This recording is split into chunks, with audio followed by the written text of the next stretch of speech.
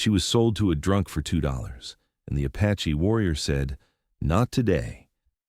She didn't hear the bid that sealed her fate, just the ugly scrape of boots on dirt, the hoarse laughter of men who hadn't bathed in weeks, and the clamp of a rough hand shoving her forward as the auctioneer raised her wrist like she was a sack of grain and not a breathing woman. The sun beat down on the dusty main street of Red Hollow, bleaching the wooden signs and exposing every crack in the boards beneath her bare feet. And when the drunk man held up 2 filthy coins, wobbling on his legs as he slurred, $2, she'll do, the crowd roared with amusement, their cheers exploding like gunfire in her skull. Her breath snagged as the auctioneer slammed the gavel on a crate. "Sold!" he yelled, voice proud as if he'd accomplished something noble instead of handing her off to a man who could barely stand upright. She stumbled when the drunk lurched toward her, fingers already gripping her arm hard enough to bruise, his breath sour with whiskey and sweat, the heat of his meaty hand searing her skin as he dragged her down the steps. She tried to pull back, just a small, desperate instinct, but his grip tightened, and the crowd jeered louder at her fear, their faces blurring into one long, merciless wall. Shame crawled up her throat, hot and choking. No one stepped in. No one objected. No one even blinked. And then a shadow moved. Not just any shadow, one that shifted the entire energy of the street, one that made the crowd's laughter falter mid-breath. An Apache warrior stepped through the bodies without pushing, without raising his voice, without even breaking stride. He simply was there, tall, broad-shouldered, braids falling over his chest, eyes dark as obsidian and twice as sharp. He didn't look at the crowd, didn't look at the auctioneer, didn't even look at the man clutching her arm. He looked at her, steady, certain, unmoving, and her lungs, tight and burning, finally filled with air. The drunk spat at the ground. "Back off," he slurred, yanking her closer. "She's mine."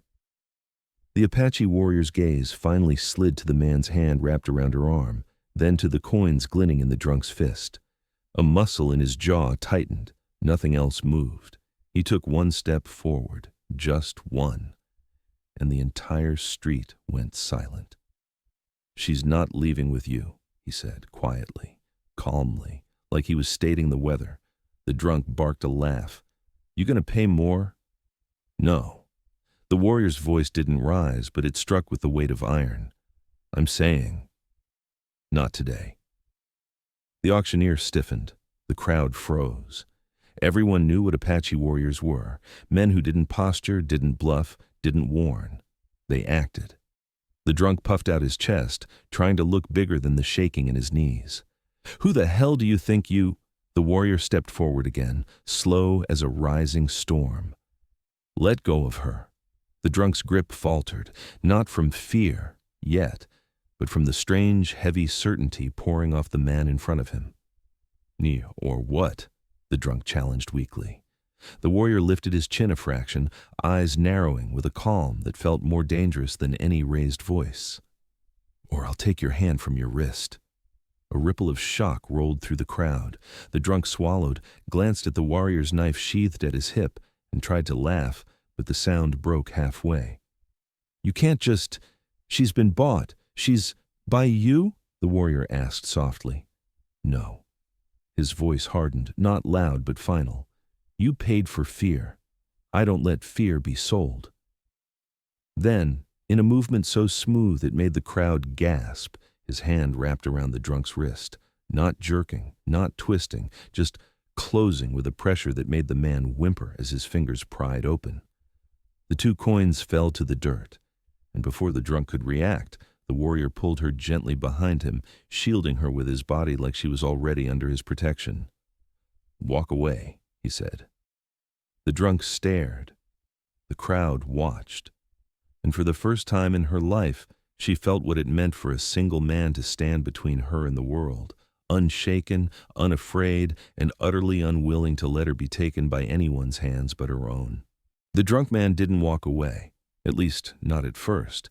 He just stood there with his wrist throbbing red, staring at the Apache warrior as if he couldn't decide whether to swing, spit, or collapse, but the murmurs rising from the crowd pushed him toward rage instead of retreat, a low wave of voices building behind him like a mob remembering it had teeth. "He can't do that," someone muttered. "She's property. Auction's over. Savage is going to start a fight. Teach him a lesson." The whispers grew legs, then spines, then claws. Men stepped off the boardwalk, boots scraped dirt. A few hands hovered near holsters. The drunk man straightened as the crowd swelled at his back, and the cowardice in his eyes twisted into something uglier, boldness borrowed from the bodies behind him. "You heard him," he sneered, pointing his trembling hand at the warrior. "She's mine, bought fair, ain't nobody taken what's mine." The Apache warrior didn't turn to the crowd, didn't acknowledge them, didn't even step back. He simply placed himself more solidly between her and the danger, his stance widening, his shoulders squaring, his presence growing so quiet and immovable she felt it through the air like a wall rising from the earth. "She's not property," he said, "and she's not yours." "Says who?" a voice snapped from the left. "Says him?" Another spit from the right. Men began circling, boots thudding hard against the dirt, the heat of bodies closing in. Someone laughed behind her, drunk and foul. "Look at her. She's barely worth the $2 he paid. Thought you people didn't interfere with white folks' business?" A ripple of cruel amusement followed. Her chest tightened, breath shaking, shame and fear pulling her down like quicksand. She'd seen this before, crowds turning fast, men finding courage only when they were many and cruel. The warrior lifted one hand slightly, palm low, fingers steady, not to threaten, but to calm her. "Stay behind me." She understood him without words. The drunk smirked at the gesture. "He thinks he's going to protect her. Look at that." He spread his arms wide, showing off to the crowd. "A savage and a weak—" He didn't finish. The Apache warrior's hand moved so fast she didn't see the moment it happened, only the sound, a sharp crack as his palm struck the man's mouth, snapping his head to the side and sending him stumbling into a barrel. Gasps ripped through the crowd. Guns didn't rise, but hands twitched closer. "The next man who says that word," the warrior said, voice low and leveled like a blade, "picks his teeth out of the dust." The crowd stilled. Men didn't breathe. Even the horses tied to the posts seemed to quiet. But mobs didn't die. They shifted. Someone behind them muttered, "He can't fight all of us." "Then try," the warrior said, turning slowly, finally addressing the circle tightening around them. It wasn't arrogance. It wasn't a challenge. It was a truth spoken so plainly the air itself felt heavier. A man in a brown vest stepped forward, hand resting on the butt of his pistol. "This ain't your land," he said. "Ain't your street. Ain't your business." The warrior's eyes didn't waver. "She's my business." The words hit her so hard she swayed, and he steadied her without looking back, fingers brushing her arm with a tenderness that contrasted violently with the tension around them. The drunk man regained his balance, wiping blood from his lip, face blotched red with humiliation. "You hurting me for her?" he slurred. "She ain't worth—" The warrior didn't speak this time. He stepped forward instead, one large, quiet step that put fear into 15 men at once, and the drunk stumbled backward, tripping over his own feet as the warrior's shadow swallowed his. "You put your hands on her again," he said, voice like thunder held underwater, "and I break them." "He can't do this!" someone yelled. "Call the sheriff!" "Sheriff's drunk," another muttered. "Then get the deputy." "He ain't here." "Then let's take him." The crowd surged. She gasped, fear finally breaking loose, her hand reaching instinctively for the warrior's sleeve, and that single small motion changed everything. The Apache warrior shifted, planting himself fully between her and the mob, drawing himself up to his full height, broad, unyielding, magnificent, and spoke one sentence that shattered the street. "The first man who comes for her dies." Silence slammed down like a falling gate. No one moved, no one breathed, because every man in Red Hollow knew. He didn't bluff, he didn't posture, he didn't raise his voice, he just told the truth. The street had frozen under the weight of the Apache warrior's words. Men caught mid-step, mid-breath, mid-thought, as if the dust itself refused to settle while he stood there like a storm given shape.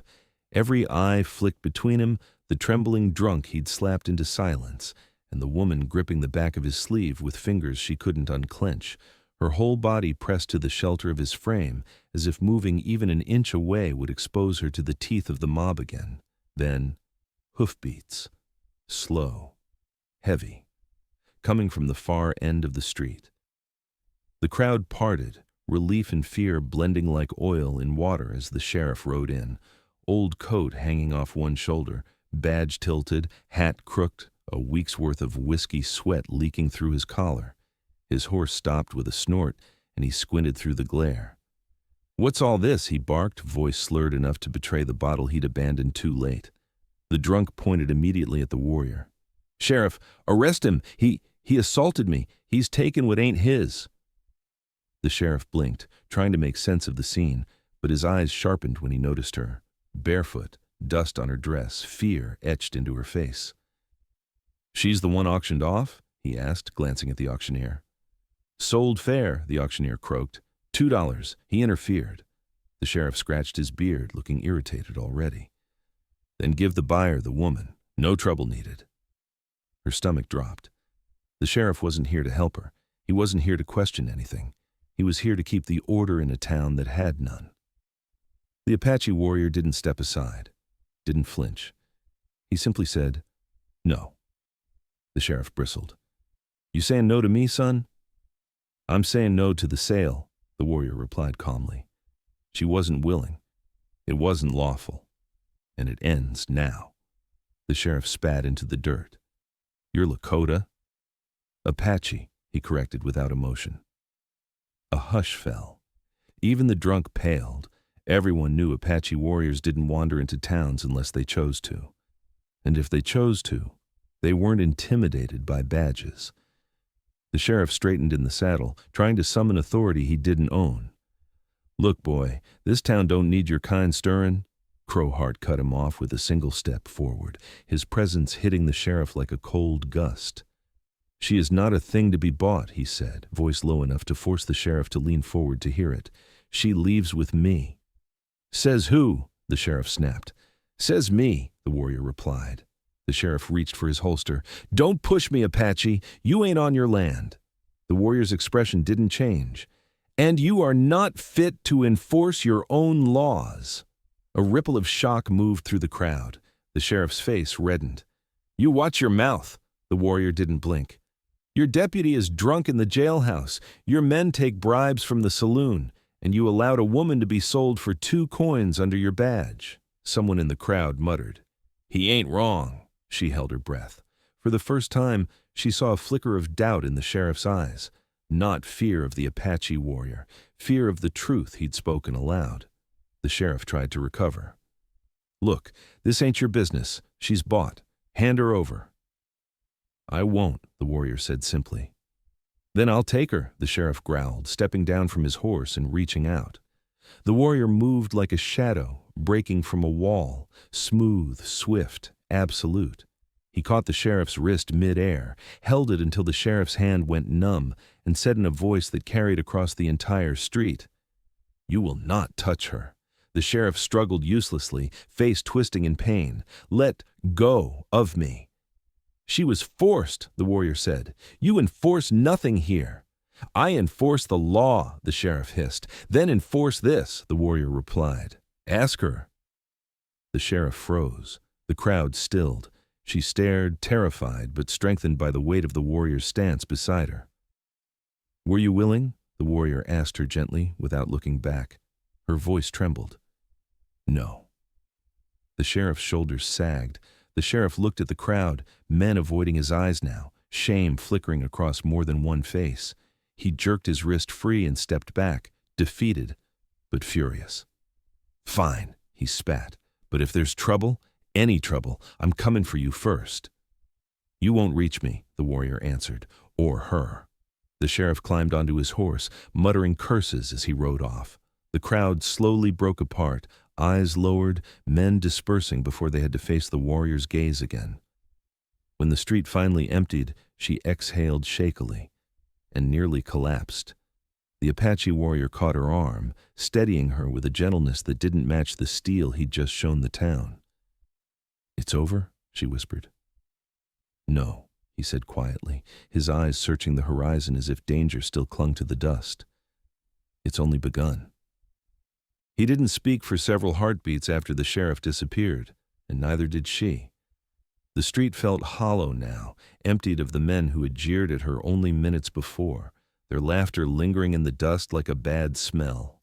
But with each breath she took behind the Apache warrior's back, the air cleared enough that she could finally hear her own pulse slowing, settling, reminding her she was still standing.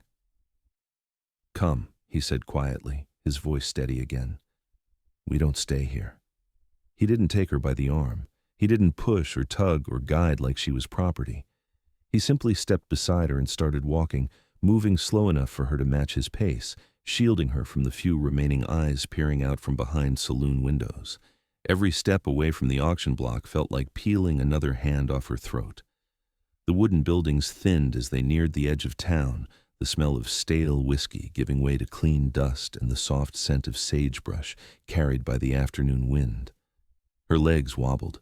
She hadn't realized how long she'd been holding herself tight, ready to bolt or collapse or be dragged.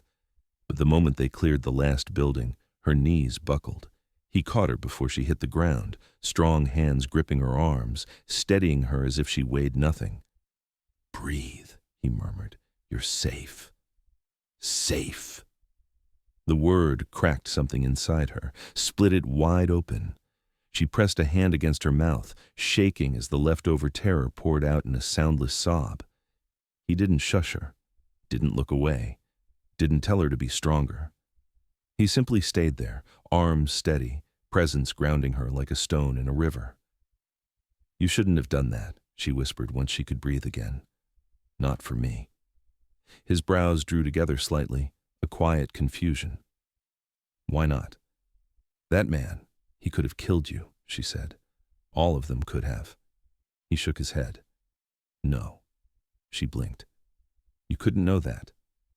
"I know men like them," he said softly. "They follow crowds, not conviction. Once the crowd broke, they broke." Her breath trembled. "And what about you? What about me? Why did you step in?" He held her gaze then, really held it, and something in her chest stilled as if bracing for truth. "Because you were alone," he said simply. "And no one in this world should face that kind of danger alone." She looked away, throat tightening. She wasn't used to kindness that didn't come with a price, kindness that didn't come dressed in obligation, kindness that simply existed because someone saw her fear and decided it wasn't right. He released her gently only when she found her balance again. "Do you have somewhere to go?" he asked. She shook her head. "No family?" Not anymore." "A place to sleep?" "Not safe," she whispered. "Not after today."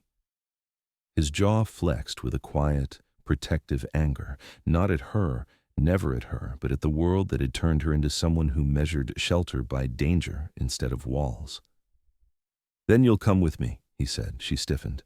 I can't just go with—" "Not to take you," he said softly, "not to claim you, to keep you alive." She looked up at him again, startled by the gentleness under his firmness. "Where?" "A camp beyond the ridge," he said. "My people are there. They won't let any man lay a hand on you." Her throat tightened again, not from fear, but from something warm and unfamiliar pressing through the cracks in her chest. "Why are you helping me?" He didn't speak for a long moment. The wind picked up behind them, swirling dust around his boots, carrying the faint scent of pine from the distant hills. Finally, he said, "I've seen too many women left behind in places like this. Not today." The last two words hit her harder than any rescue, because they weren't just protection, they were promise. He took a step toward the open land, sunlight catching the braids over his shoulders. Then he turned, extending a hand, not commanding, not insisting, just offering. "Come."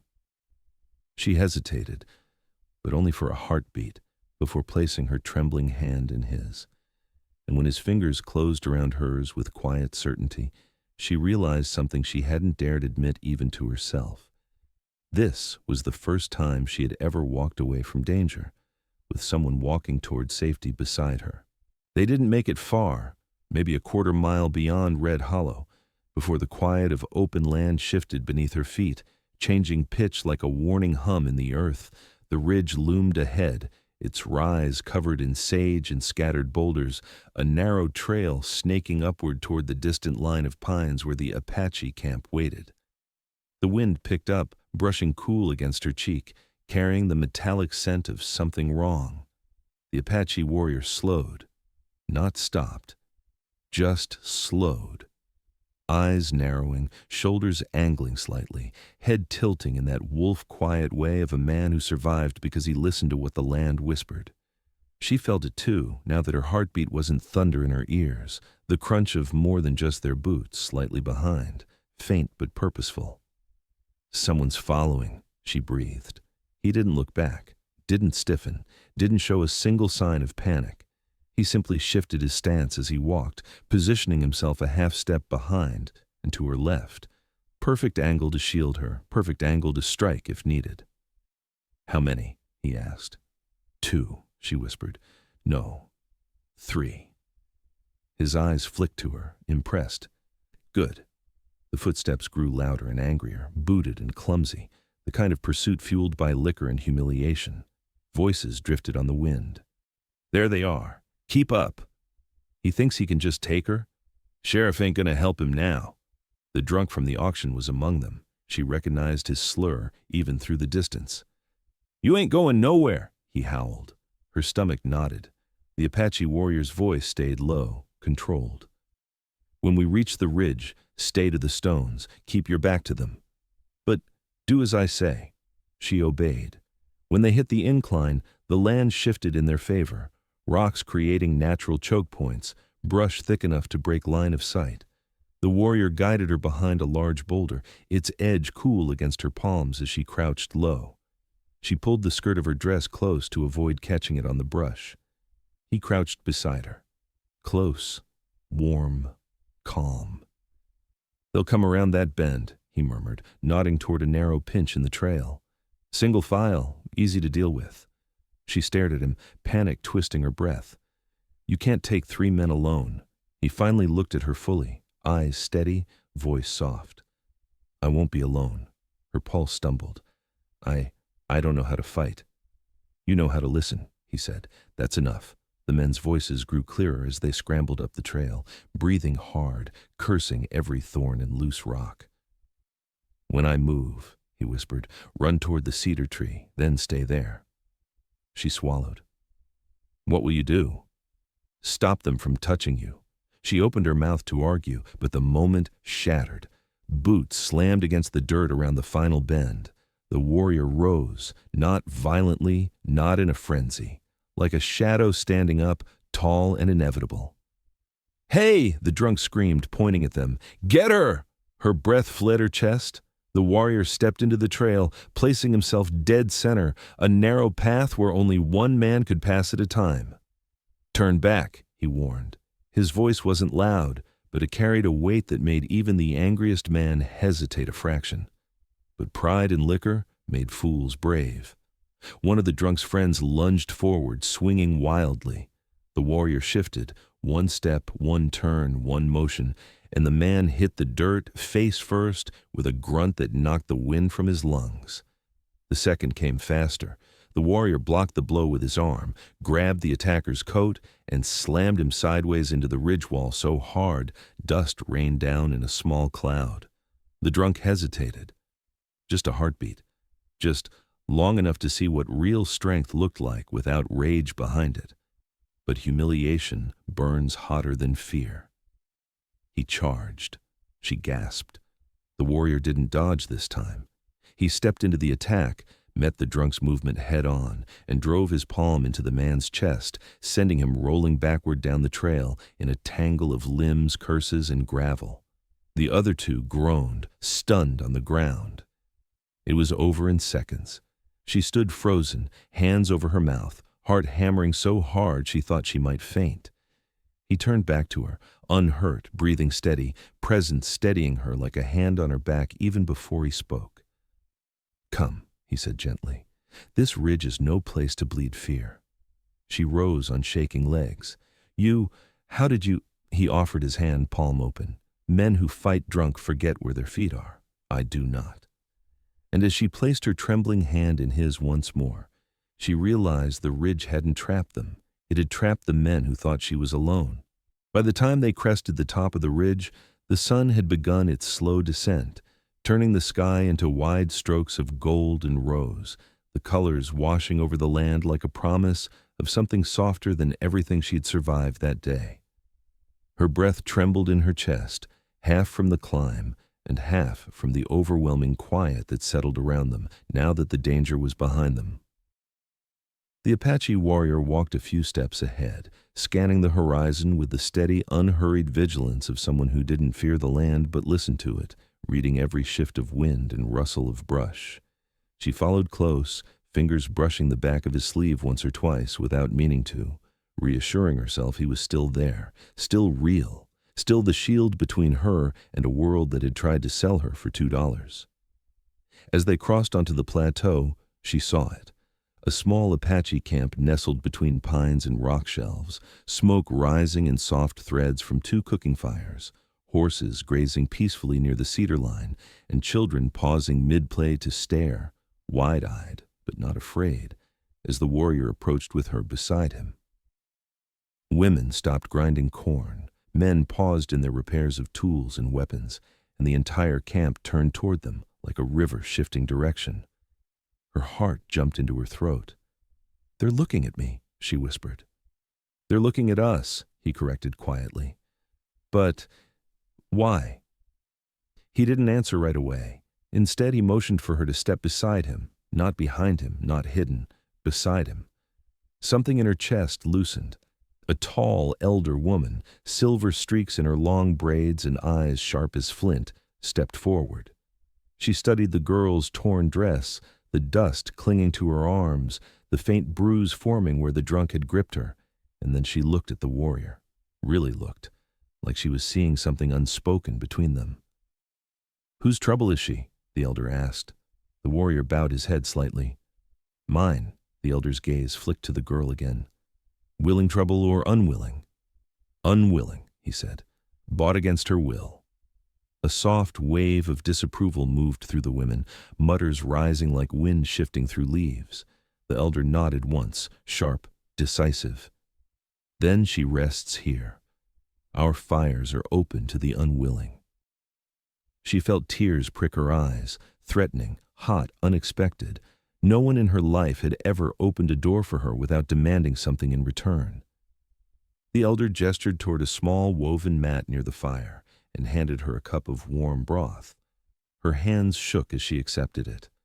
The warrior moved to kneel beside her, not towering over her, not striding away to prove he'd fulfilled his duty, staying close enough that she felt his presence like a steady heartbeat against the chaos still swirling inside her. Children crept closer, curious but cautious, their dark eyes studying her dress and her trembling hands. One little girl tugged the warrior's braid. "Uncle, who is she?" she asked. Before he spoke, the elder answered, "She is someone the world treated wrongly." The girl nodded solemnly, then placed a small carved wooden toy in the woman's lap. "Then she can sit with us." Something inside her cracked wide open at the simple gesture, something she didn't know she had been holding together since before she was dragged onto that auction block. The warrior watched her reaction quietly, eyes softened in a way she had never seen him look at anyone else. "You're shaking," he murmured. She tried to steady her breath. I've never been anywhere people looked at me without wanting something." His jaw tightened, not with anger at her confession, but at the world that made it true. "You're safe here," he said, voice low, certain, anchoring. "No one will touch you. No one will take you." She swallowed, letting the warmth of the broth seep into her chest. "Why?" He turned his head, meeting her eyes as the firelight caught the lines of his face. "Because I said, not today." Her breath stilled. "And tomorrow?" His gaze held hers, slow and sure, like roots settling deep into the earth. "Tomorrow," he said, I will still mean it. And for the first time since her life shattered into fear and dust and 2 filthy coins, she believed him. Night settled over the camp like a blanket pulled slowly across the sky, the last streaks of gold fading behind the ridge while the fires glowed warmer and the distant howl of a lone coyote threaded through the pines. She sat close to the flames, legs folded beneath her, clutching the wooden toy the child had given her, feeling its smooth surface against her palm like an anchor holding her together after a day that had shaken every bone in her body. The Apache warrior returned after speaking with a few men near the horses, voices low, glances sharp, and when he approached her again, she sensed a different weight in his steps, a deeper layer of vigilance that wrapped around him like a second skin. He knelt beside her, his shadow stretching long in the firelight. "You should sleep," he murmured. She shook her head. "I won't be able to." He studied her a long moment, then lowered himself to sit beside her, cross-legged, as if settling in for a story the night demanded from both of them. "Tell me," he said softly, "what happened before today?" Her throat tightened. I can't." But he waited, silent, patient, steady as a cedar trunk, even as the flames painted gold across the plains of his face. "Start with what you remember," he said. So she did, haltingly at first. Then, in a slow tumble of broken pieces she hadn't let herself look at until now. "I was working at the depot, cleaning rooms, sweeping floors. A man, maybe the same one from the auction, kept watching me.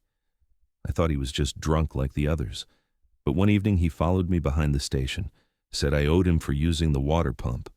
Her voice cracked. "I told him no. He grabbed me. I fought. Someone must have heard because he ran off." Her hands trembled around the wooden toy, knuckles whitening. "The next morning the deputy and 2 townsmen dragged me out into the street. Said I caused trouble. Said they'd make an example out of me." She swallowed hard. "They locked me in the barn behind the saloon. I thought they'd wait until dark to—" She didn't finish. She didn't need to. His jaw tightened, only slightly, but the firelight caught the small movement, revealing the storm building behind his calm. "When they pulled me out today," she whispered, "I knew it was coming. I knew no one would stop it. I tried not to cry, but I didn't want to die there." Her voice cracked. "And then I saw you." He didn't interrupt, didn't offer empty comforts. He simply listened, fully, wholly, like her words mattered in a world that had never cared to hear them before. "The man you fought today," she said, breath trembling, "he wasn't just drunk. He wanted to hurt me for fighting him. And the others, they joined because they hate anyone who stands up to them." The warrior nodded slowly. Men who fear weakness in themselves punish others for showing strength. She blinked through her tears. "You think they'll come again?" His gaze slid toward the dark beyond the fire, scanning the tree line, the shadows between rocks, every place a coward might hide. "Yes," he said finally. "They tasted humiliation today. Some men swallow it, others choke on it and bite harder." Her stomach dropped. "Then I brought danger to your people." "No," he said firmly, turning back to her. "They bring danger. You bring truth." She stared at him, stunned by the quiet conviction in his tone. "But if they come—" "They will not reach you," he said. "Not while you are under my protection." She shivered, not from cold, but from the realization that he meant every word, bone deep, soul deep. And yet, another fear pressed against her ribs. What if they tell others? The sheriff didn't stop them. He might send men. "Then they will be met," the warrior said calmly. "Apache land does not bow to men like them." The wind shifted, cold and sudden, carrying the faintest echo of something metallic, a smell she recognized too well. Her breath hitched. He smelled it too. His head rose slightly, nostrils flaring. "Blood," she whispered. "Old," he corrected, "but near." He stood in one fluid movement, every muscle shifting into alert precision. "Stay by the fire." Her heart pounded. What is it? He glanced into the darkness, eyes narrowing. A warning, he said, or a message. A chill crawled up her spine. From who? His answer came low, steady, shaped like the truth she feared most. From the men who were not done hunting you. She didn't want to stay by the fire, but the Apache warrior's command held her still, firm, not with force, but with the certainty of a man who understood danger long before others smelled it. She watched him move into the dark like a shadow that had peeled away from the earth, silent, controlled, each step placed with the precision of someone who had survived every kind of ambush men could set. The camp quieted. Conversations died. Even the children sensed the shift and were quietly ushered toward the far teepees by the elder woman. The flames crackled louder in the sudden hush, and she clutched the wooden toy tighter, heart pounding with a rhythm she couldn't calm, her mind spiraling through every face in that town, every smirk, every whiskered jaw, every drunken eye that had leered at her while she stood helpless on that block. What message could they send that smelled like blood?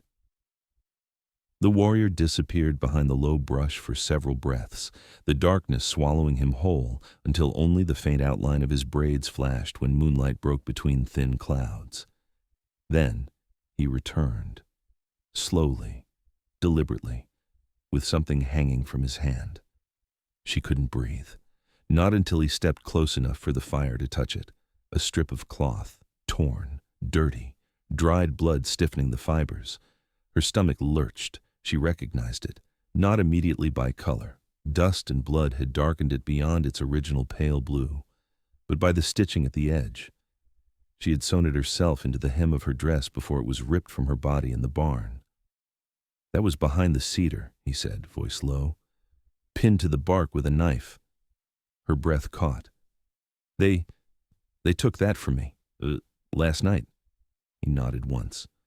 They left it where I would find it. Fear clawed up her spine, sharp and cold. Why? Because they followed us farther than I thought, he said. Because they know the ridge, and because they are not done. Tears stung her eyes, not from weakness, but from the terrible knowledge that every step she'd taken away from the town had been watched. They want me back, she whispered. No, he corrected quietly. They want to punish you. Her heart stuttered. For fighting them? For surviving them, he said. Men like them hide their shame in violence. She had no words, not even breath. He crouched in front of her, leveling his gaze with hers, his presence wrapping around her trembling form like a shield, even as danger breathed along the tree line. I need you to listen again, he said softly. Just like on the ridge, can you? She nodded, though her hands shook. Tell me what you felt before I found the cloth, he said. She swallowed, cold, like someone was watching, and the smell, the blood, old but close. Good. His voice warmed with approval, quiet but real. Your instincts are sharper than you think. Trust them. She blinked, startled. He wasn't telling her to hide. He wasn't telling her she was helpless. He was telling her she mattered to the fight ahead. What do we do? She whispered. We move, he said, before they circle the ridge. She stiffened. Leave the camp, but your people are safe, he said, because I will not lead danger to them. The elder stepped forward then, eyes grave. You cannot stay here tonight, she told the woman. Men driven by hatred smell their own fear. They will not stop at the ridge. The warrior rose, turning to the elder. I will take her to the lower meadow, he said, by the river stones. The elder nodded. Good. They cannot track sound well near the river, and they do not know the canyons. A heavy breath left her chest. But where will you sleep? How will you... He turned to her again, something like gentleness softening the hard lines carved into his face. I will not sleep, he said. Tonight, I stand. Her heart tripped. For me? For anyone hunted, he said. But yes, also for you. The elder placed a small leather pouch in his hand. For protection, she murmured. For strength. He bowed slightly. Thank you. The camp watched as he guided the woman toward the darker stretch of land beyond the pines, his hand hovering near her shoulder, not touching but ready, his body angled between her and every shadow that shifted. And as they stepped into the night, leaving the fire behind, she realized something that made her breath tremble in her throat. Those men weren't just following her trail, they were following his. And they had no idea they were walking straight into the path of a warrior who had already decided. Not today. The path to the lower meadow wound through a narrow split in the rocks, the moonlight barely threading between the jagged edges as the Apache warrior led her forward, his silhouette moving with a quiet purpose she could feel more than she could see. The air cooled sharply as they descended, carrying the rushing whisper of the river somewhere ahead, its steady noise building like a promise of safety and a warning at the same time. She kept close, her fingers brushing the back of his hand now and then when the trail dipped or shifted beneath her feet, each accidental touch grounding her in ways she didn't understand, in ways that scared her almost as much as the men hunting her.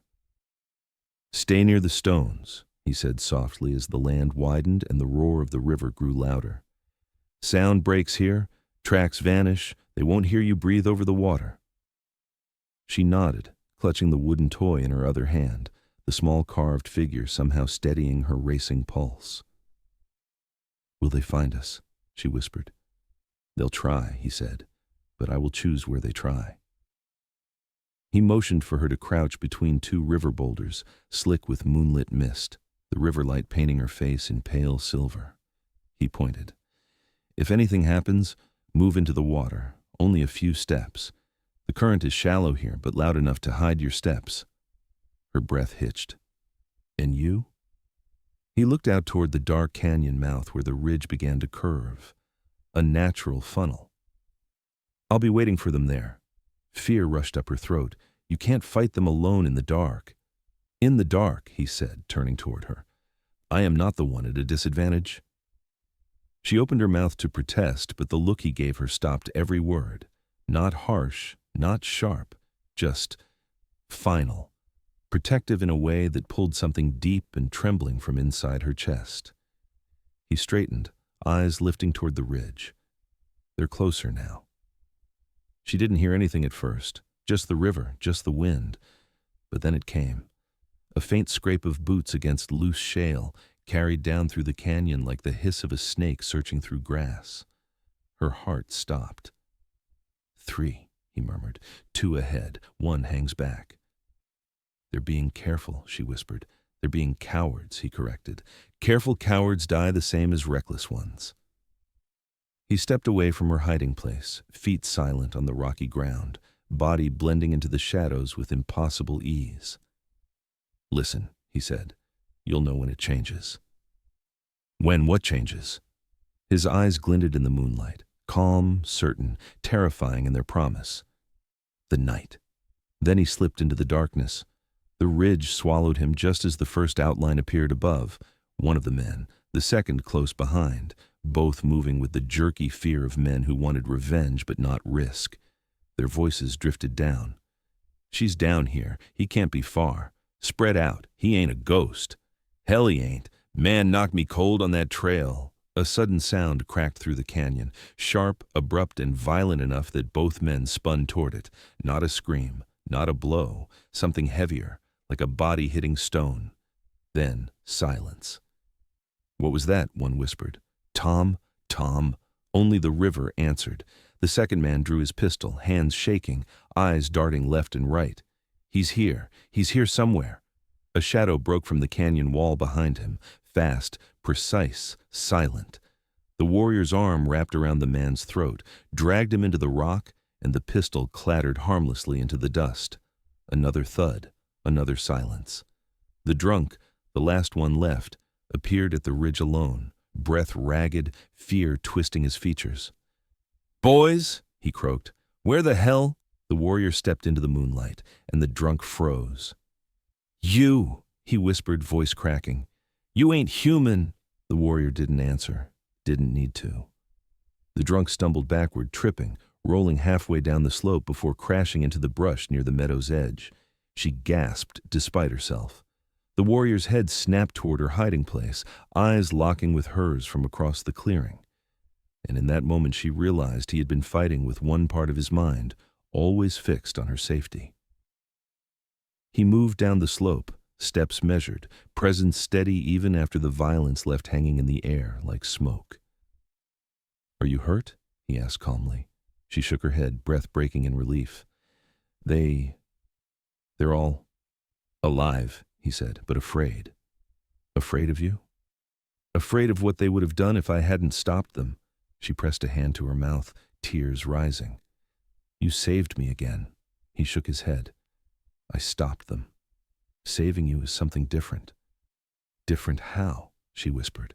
He stepped closer, voice low, the river whispering behind him. "Saving you," he said, "means getting you far enough away that no man ever follows you again."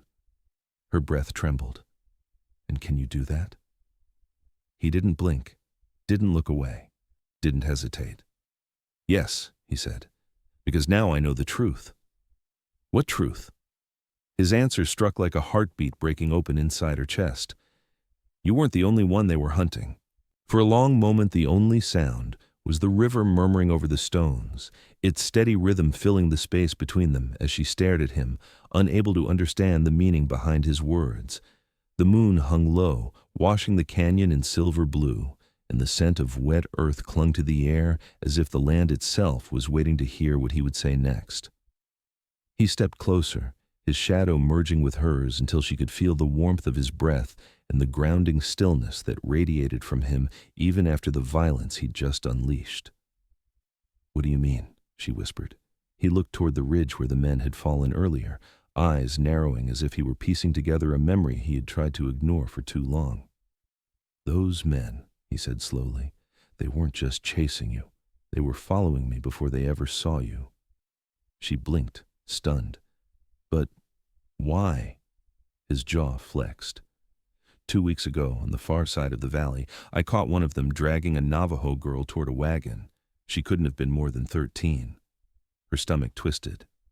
"What did you do?" "What I had to," he said. "I broke the man's arm, sent the others running, took the girl back to her people." He exhaled once, steady but heavy. "They swore they'd get even, that they'd pay me back." She pressed a hand to her mouth. "So when they saw me today, they thought you were a way to draw me out," he finished quietly. "They thought hurting you would hurt me." Her breath wavered. "But you didn't even know me." "I didn't have to," he said. "I only had to see the fear in your eyes. That was enough for them to try again." Tears blurred her vision, not from terror this time, but from the unbearable weight of what he'd risked. "So you stepped in, because of what they were really after?" He shook his head. "No, I stepped in because no woman deserves to be dragged into the dirt for a man's revenge." His voice softened.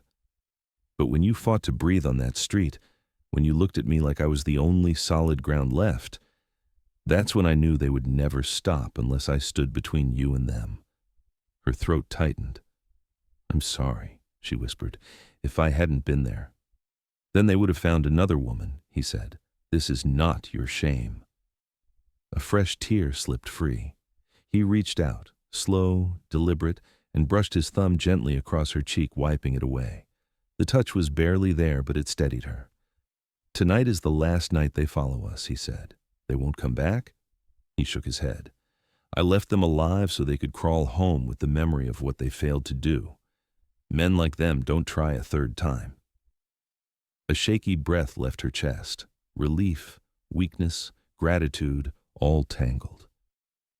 "What happens now?" she whispered. He looked toward the mountains, their dark outlines rising like guardians above the land. "You have no place to go back to," he said, "and I cannot leave you where danger still breathes." Her heartbeat stumbled. "So, I stay with your people." He hesitated, not from doubt, but from choosing the right words. "You can," he said softly. "They will protect you. They already call you under their fire."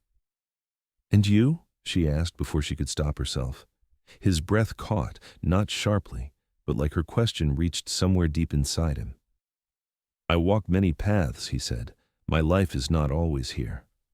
Her chest tightened. "Then I'll be alone again." He stepped closer, so close the river's mist clung to both of them in the same breath. Not if you choose a path beside mine. She froze, completely. Are you offering to take me with you? Only, he said, if you want a life where no man owns you, no crowd decides your worth, and no fear hunts you in the dark.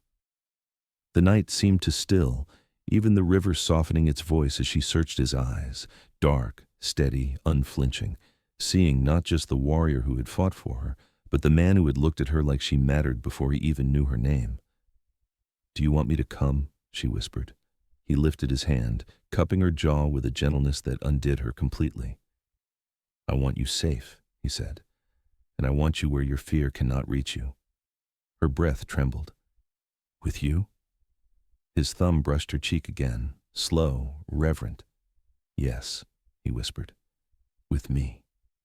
She didn't realize she had moved until her forehead touched his chest, her hands clutching the front of his shirt, as if anchoring herself to the one thing in this world that had not taken from her. He wrapped his arms around her, not possessive, not claiming, but protective in a way that felt like shelter, like promise, like the quiet ending she had never believed she could have. And as the river carried the last cold echoes of the night away, she understood the truth she'd been running from since Red Hollow. She had not just been rescued. She had been chosen. And for the first time in her life, she chose someone back. Some nights end in fear, and some end in the arms of someone who refuses to let fear decide your fate. She walked into the dark, hunted, shaking, unsure if she would see another sunrise, but she walked out with a warrior who stood between her and every danger that ever called her worthless. Safety isn't a place. It's a person who says, not today, and means it with every breath. If this ending reached you, like, share, and subscribe to Redemption West, where broken paths find their way back to the light.